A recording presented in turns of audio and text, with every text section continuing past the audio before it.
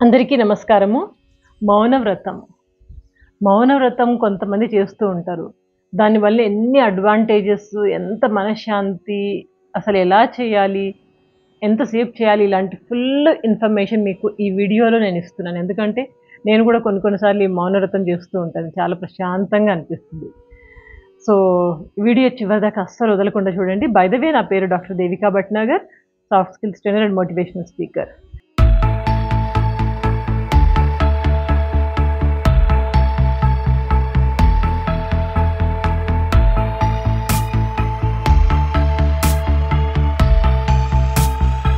మీకు తెలిసే ఉంటది. స్వామి వివేకానంద గారు గానివ్వండి, రామకృష్ణ పరమహంస గారు అండ్ రమణ మహర్షి గారు, వీళ్ళు ముగ్గురు ఎప్పుడూ సజెస్ట్ చేసేది, ఎప్పుడు రికమెండ్ చేసేది మౌనవ్రతం. మౌనంగా కొద్దిసేపు మీ సమయాన్ని గడపండి. మీతో మీరు మాట్లాడుకోండి. మీతో మీరు చర్చించుకోండి. మీ గురించి మీరు ఒక అండర్‌స్టాండింగ్‌కి రండి. ఎప్పుడు చూసినా అవతల వాళ్ళ గురించి మాట్లాడడం, అవతల వాళ్ళ గురించి ఆలోచించడం ఇవన్నీ మానేసి కాస్త మీతో మీరు గడపండి అని ముగ్గురు చాలా సార్లు చెప్పారిది. మౌనవ్రతం. అయితే ఈ మౌనవ్రతం ఏంటంటే మనం సెల్ఫ్ ఇంట్రోస్పెక్షన్‌కి వాడతాం. మనని మనం కాస్త అబ్జర్వ్ చేసుకుంటాము. ఎవరైతే మౌనవ్రతాన్ని పాటిస్తాడో అతన్ని మౌని అంటాము. మౌని అంటే మౌనవ్రతం పాటించేవాడు. ఈ మౌనవ్రతం పాటించడం వల్ల ఎన్ని అడ్వాంటేజెస్ అంటే ముఖ్యంగా మనకు పీస్ ఆఫ్ మైండ్ దొరుకుతుంది. మనసు ప్రశాంతంగా ఉంటుంది. మన యొక్క విల్ పవర్ పెరుగుతుంది. అండ్ కోపము బాగా ఎక్కువ ఉంటుంది చూడండి. ఆ కోపాన్ని మనము అధిగమించొచ్చు. Controls and burst the anger. ఇంకా సెల్ఫ్ డిసిప్లిన్ ఒకటి బాగా అలవాటవుతుంది. ఇంకా ఇరిటేషన్‌గా చిరాకు పడుతూ ఉంటారు చూడండి. అలాంటి వాళ్ళకి ఆ చిరాకు అంతా పోతుంది. ప్రశాంతంగా ఉండడం అలవాటు చేసుకుంటారు. And it controls the thoughts and emotions. మనకు వచ్చే అనవసరమైన ఆలోచనలను కంట్రోల్ చేస్తుంది. ఎమోషన్స్ ఉంటాయి చూడండి, దాన్ని కూడా కంట్రోల్ చేస్తుంది. అంతేకాకుండా మీరు ఒక మంచి వక్తగా మాట్లాడాలి, మంచి మాటలు మాట్లాడాలి అంటే ఈ మౌనంగా ఉండేవాళ్ళు ఎక్కువ చక్కగా మాట్లాడగలరు. Good orator. You can become a good orator. చక్కగా మంచి కరెక్ట్ మాటలొస్తాయి నోట్లోంచి. ఎప్పుడు మాట్లాడుతుంటే లోపల ఉన్నదంతా వెళ్ళిపోతుంటది. మీరు ఎప్పుడైనా మాట్లాడారంటే మాటలు తడబడిపోవడము, సరిగ్గా మాటలు రాకపోవడం ఇవన్నీ ప్రాబ్లమ్స్ అవుతాయి. కాబట్టి మీరెప్పుడైతే మౌనవ్రతాన్ని పాటిస్తారో మంచి వక్తగా చక్కటి మాటలు, చక్కటి ఆలోచనలు ఈజీగా నోట్లోంచి వచ్చేస్తూ ఉంటాయి. అంతేకాకుండా పాజిటివ్ యాటిట్యూడ్ ఒకటి డెవలప్ చేసుకుంటారు. అండ్ ఈ మౌనవ్రతం చేయడం వలన ఇదొక స్ట్రెస్ బస్టర్. మనకున్న ఒత్తిడిని పటాపంచలు చేసేస్తుంది. ఇన్ని లాభాలున్నాయి. మౌనవ్రతం ఎట్లా చేయాలంటే గనక జనరల్‌గా ఈ డిజిటల్ మీడియా నుంచి మీరు ఒక చిన్న బ్రేక్ తీసుకొని చేయాలి. మౌనవ్రతం చేస్తున్నాను పొద్దంతా మంచిగా టీవీ పెట్టుకొని, సెల్ ఫోన్ పట్టుకొని, ఇంకా లేకపోతే ల్యాప్‌టాప్ ఏసుకొని సినిమాలు చూసుకుంటూ నేను మౌనవ్రతం చేస్తున్నా అంటే అది గాదు. So, you have to take a break from the digital media. Digital media నుంచి దూరంగా ఉండాలి. ముట్టుకోకూడదు. ఏ గ్యాడ్జెట్స్ ముట్టుకోకూడదు. అన్నీ దూరం ఉంచేయండి. అట్‌లీస్ట్ మీకు కుదరట్లేదు, నేను జాబ్ చేస్తా, నేను చాలా బిజీ పర్సన్‌ని, నా వల్ల గాదు అనుకుంటే అట్‌లీస్ట్ మీరు భోజనం చేసే టైంలో బ్రేక్‌ఫాస్ట్, లంచ్, డిన్నర్ ఈ టైంలోనే కనీసం మాట్లాడకుండా ప్రశాంతంగా భోజనం చేయండి. ఇదైనా మీకు కొంచెము కాస్తో కూస్తో మంచి ఫలితాన్నయితే ఇస్తుంది. ఈ మౌనవ్రతాన్ని ఎప్పుడు చేయాలి, ఎలా చేయాలంటే ఒక 5 పవర్‌ఫుల్ పాయింట్స్ మీకు చెప్తాను. దాని తర్వాత ఈ వీడియో ఎండింగ్‌లో మీకింకా కొన్ని బోనస్ టిప్స్ కూడా ఇస్తాను. ఫస్ట్‌ది ఏంటంటే ఎప్పుడు చేయాలి మౌనవ్రతం అంటే మెడిటేషన్ టైంలో. మెడిటేషన్ టైంలో మనం ఎవరితో మాట్లాడము. ఎంత ప్రశాంతంగా ఉంటుందంటే మంచి మెడిటేషన్ మ్యూజిక్ ఏదైనా పెట్టుకోండి. మన ఛానెల్‌లోనే ఉన్నాయి. మిస్ అయితే గనక మీరు డాక్టర్ దేవికా భట్నాగర్ ఛానెల్‌లో ప్లేలిస్ట్‌లు చూడొచ్చు. కావాలంటే మీకు ఈ దీంట్లో కూడా ఇస్తాను. మంచి మెడిటేషన్ మ్యూజిక్ ఏదైనా పెట్టుకొని ప్రశాంతంగా ఎక్కడైనా ఒక చోట కళ్ళు మూసుకొని హాయిగా ప్రశాంతంగా ఉండండి. కావాలంటే ఏదైనా ముద్రలేసుకోండి. సో, మౌనవ్రతం ఎప్పుడైనా మెడిటేషన్ టైంలో చేయొచ్చు. ఇంకా ముఖ్యంగా ఫాస్టింగ్ టైం. ఉపవాసం ఉంటాం చూడండి, ఆ టైంలో మౌనవ్రతం ఇంకా మంచిది. కడుపులో ఏది పడట్లేదు, నోట్లోంచి ఏమీ రావట్లేదు.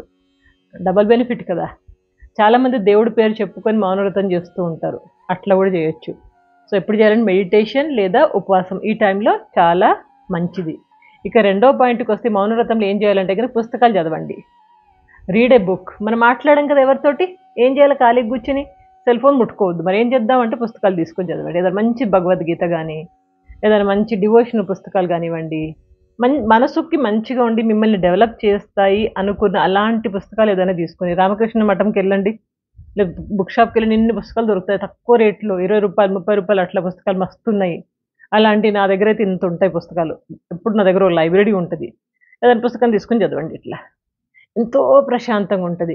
మీకు తెలుసా మన పూర్వపు ప్రధానమంత్రి పివి నరసింహారావు గారు మన తెలుగు ప్రజలకి ఒక పెద్ద గర్వకారణం ఆయన.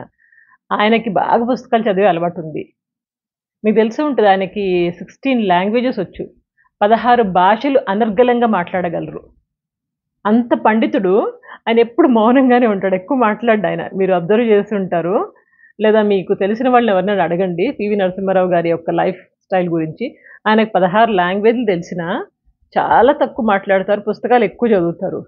మనకొచ్చింది ఒకటి 2, 3 లాంగ్వేజ్‌లు సరిగ్గా రాదు గానీ మనం మాట్లాడేస్తూ ఉంటాం నాన్ స్టాప్‌గా.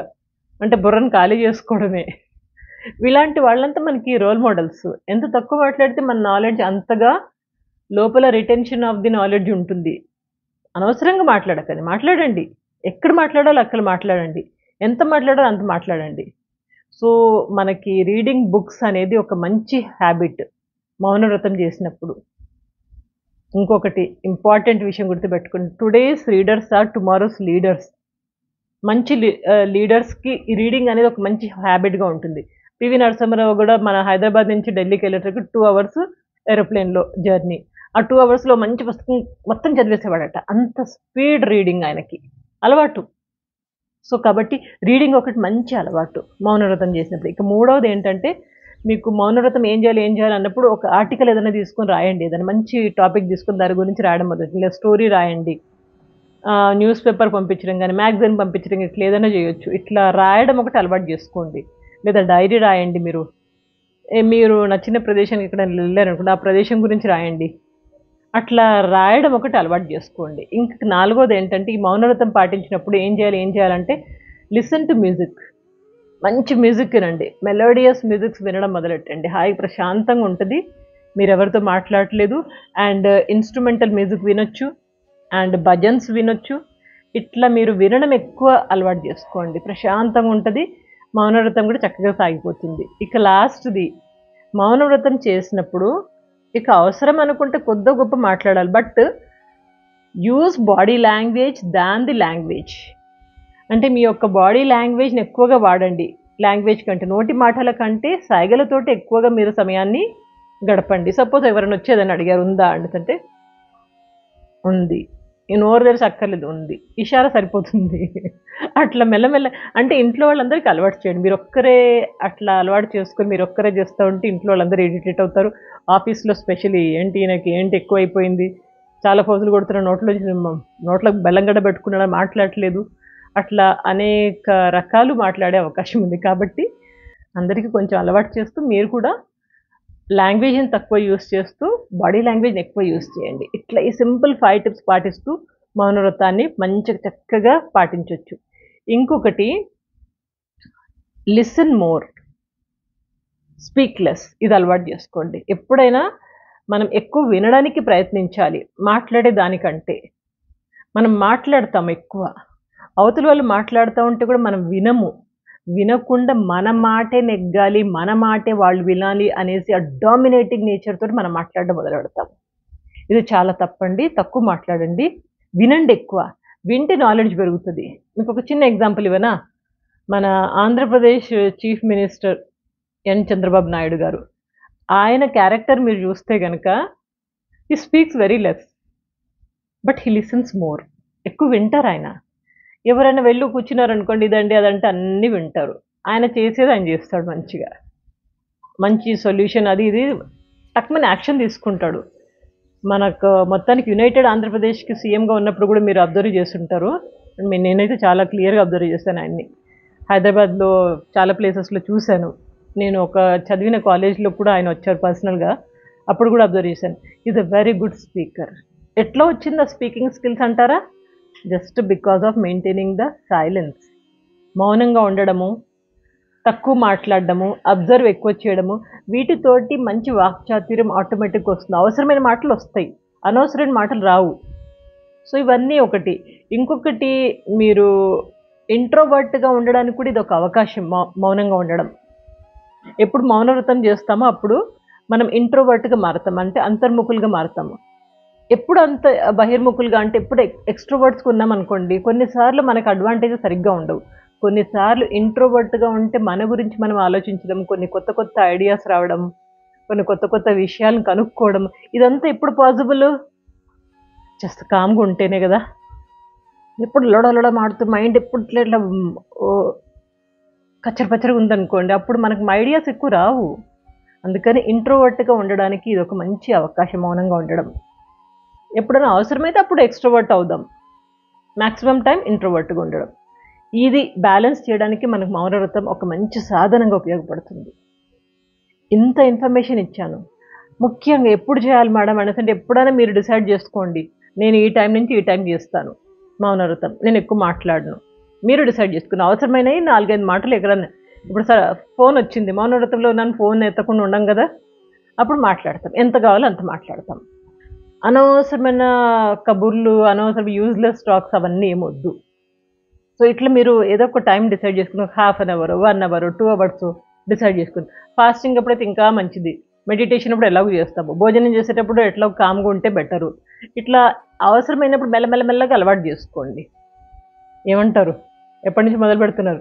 మేడం మేము మౌనవ్రతం నేనేం రాయరు అనకండి. కింద కామెంట్ బాక్స్‌లో రాయండి ఏదో ఒకటి. So, I want to hear from you. మీ యొక్క అభిప్రాయాలు కూడా నేను విని చాలా సంతోషపడతాను. సరే, వీటి అడ్వాంటేజెస్ తెలుసుకున్నారు కాబట్టి మెల్లగా మొదలుపెట్టండి. మీరే కాదు, మీకు నచ్చిన వాళ్ళు, మీతో ఉండేవాళ్ళు, మీరు ఎవరి మేలు కోరుతారో వాళ్ళకి కూడా ఈ వీడియో ఫార్వర్డ్ చేసి వాళ్ళకి కూడా చెప్పండి.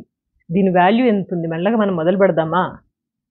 అనేసి మీతో పాటు అవతల 10 మందిని కూడా మంచిగా డెవలప్ చేయండి. ఓకేనా?